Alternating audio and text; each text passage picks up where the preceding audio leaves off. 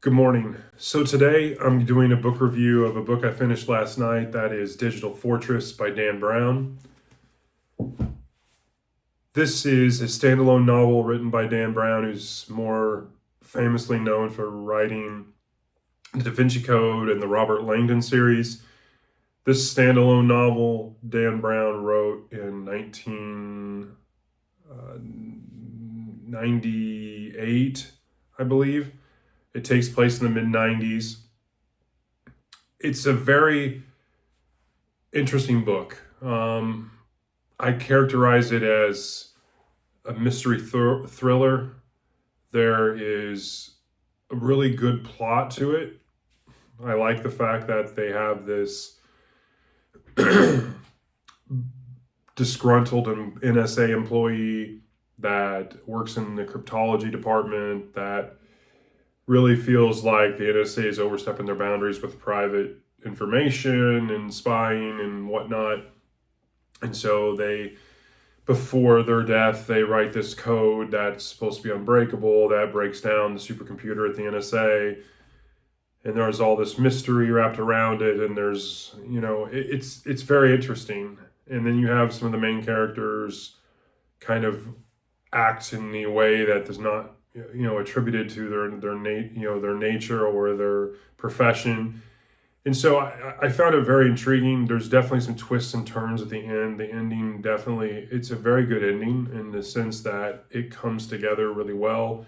It keeps you guessing, although it was pretty obvious, that when I was reading the book, this particular character in the book was not who he said he was, or there was more to it. It was a very entertaining read. I give this one a 3.75 out of 5, which is good for me, a nice average good rating, definitely a book that you would want to read. Again, it's definitely not one of his better books in the sense that, the Robert Langdon series is just a little better in terms of plot, pacing, intrigue, keeping you on your edge of the seat.